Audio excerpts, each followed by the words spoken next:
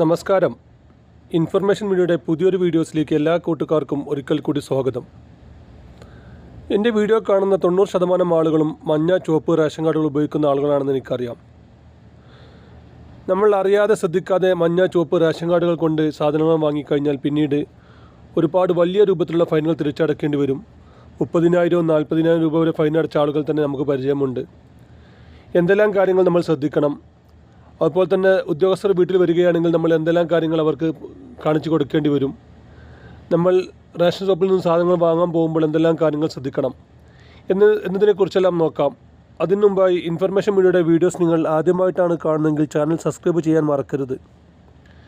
നമ്മുടെ ചാനലിൽ ഒരു തരത്തിലുള്ള രാഷ്ട്രീയ കാര്യങ്ങളും വരുന്നതല്ല.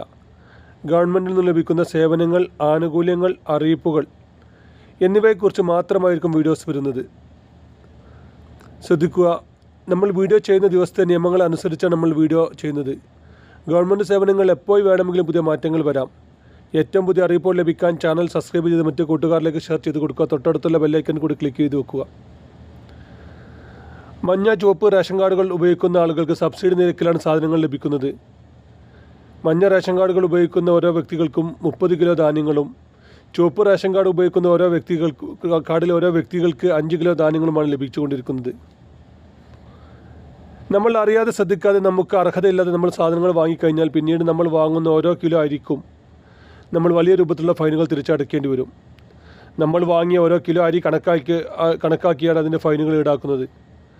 ഒരു ഉദാഹരണത്തിന്, നമ്മുടെ റേഷൻ കാർഡിൽ നിന്നും ഒരാൾ മരണപ്പെട്ടു പോയിട്ടുണ്ടെങ്കിൽ അവരുടെ പേര് 40 ദിവസം കൊണ്ട് തന്നെ റിമൂവ് ചെയ്യണം.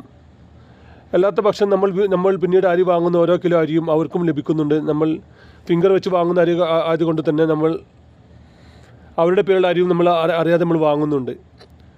അവരെന്നാണോ മരണപ്പെട്ടത് അന്ന് മുതലുള്ള നമ്മൾ എന്നാണോ ഇത് ഒഴിവാക്കാനുള്ള അപേക്ഷ കൊടുക്കുന്നത് അതുവരെയുള്ള രൂപത്തിലുള്ള ഫൈൻ നമ്മൾ തിരിച്ചടക്കേണ്ടി വരും. ചുവപ്പ് റേഷൻ കാർഡാണെങ്കിൽ ഓരോ കിലോ അരിക്കും 40 രൂപ വെച്ച് ഒരു മാസത്തിന് 200 രൂപ കണക്കാക്കിയായിരിക്കും ഫൈൻ ഈടാക്കുക.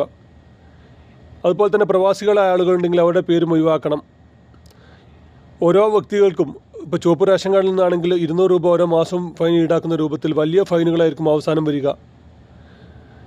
ഇപ്പോൾ ഒരുപാട് ആളുകൾ അവർക്ക് അർഹതയില്ലായിട്ട് പോലും അവർ ചുവപ്പ് റേഷൻ കാർഡ് കൈവശം വെക്കുന്നുണ്ട്, അല്ലെങ്കിൽ മഞ്ഞ റേഷൻ കാർഡ് കൈവശം വെക്കുന്നുണ്ടെന്ന് സർക്കാരിൻ്റെ അന്വേഷണത്തിൽ കണ്ടെത്തിയത് കൊണ്ട് വരും ദിവസങ്ങളിൽ തന്നെ നല്ല രൂപത്തിലുള്ള അന്വേഷണം നടക്കും. അവർക്ക് സംശയമുള്ള വീടുകൾ കയറി അവർക്ക് പരിശോധന നടത്താം.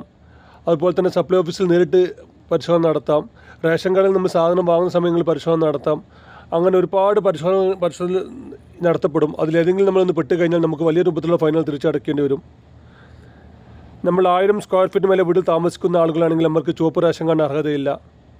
അതുപോലെ തന്നെ നമ്മുടെ വീട്ടിൽ ഒരു 4 ചക്ര വാഹനമുണ്ടെങ്കിൽ നമുക്ക് ചുവപ്പ് റേഷൻ കാർഡിന് അർഹതയില്ല.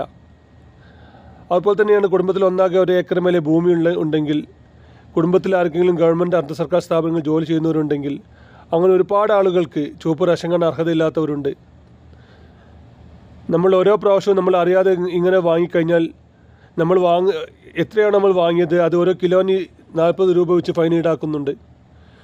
ഒരുപാട് ആളുകൾ ഇപ്പോൾ ഇതുകൊണ്ട് ബുദ്ധിമുട്ട് അനുഭവപ്പെടുന്നുണ്ട്. അത്യാവശ്യം ചില കാര്യങ്ങൾക്ക് റേഷൻ കടയിലോ അല്ലെങ്കിൽ സപ്ലൈ ഓഫീസിൽ നേരിട്ടോ പോകേണ്ട ആവശ്യം വരുന്ന സമയങ്ങളിലാണ് നമ്മളിത് ബുദ്ധിമുട്ട് അനുഭവപ്പെടാറ്. അവർക്ക് സംശയം തോന്നിക്കഴിഞ്ഞാൽ അവർ വീടിൻ്റെ അളവുമായി ബന്ധപ്പെട്ട പഞ്ചായത്തിൽ നിന്നും രേഖകൾ ഹാജരാക്കാൻ പറയും. എന്നാണ് നമ്മുടെ വീടിന് എന്നാണ് നമ്മൾ നമ്പർ ഇട്ടത് അന്ന് മുതലുള്ള ഫൈനുകൾ തിരിച്ചടക്കേണ്ടി വരും. അതുപോലെ തന്നെ വാഹനമുള്ള ആളുകളാണെങ്കിൽ എന്ന് മുതലാണ് വാഹനം നമ്മുടെ പേരിലേക്ക് രജിസ്റ്റർ ചെയ്തത് അന്ന് മുതലുള്ള ഫൈനുകൾ തിരിച്ചടക്കേണ്ടി വരും. അങ്ങനെ ഓരോ കാര്യങ്ങൾക്കും വലിയ രൂപത്തിലുള്ള ഫൈനുകൾ തിരിച്ചടക്കേണ്ടി വരുന്ന ഒരുപാട് ആളുകൾ ബുദ്ധിമുട്ട് അനുഭവപ്പെടുന്നുണ്ട്. 30,000 40,000 രൂപ വരെ ഫൈനുകൾ അടക്കാൻ എന്ത് ചെയ്യണമെന്ന് ചോദിക്കുന്ന ഒരുപാട് സുഹൃത്തുക്കൾ നമ്മുടെ വാട്സപ്പിലും അതുപോലെ തന്നെ നമ്മുടെ കമൻറ്റ് ബോക്സിലും എല്ലാം വരാറുണ്ട്.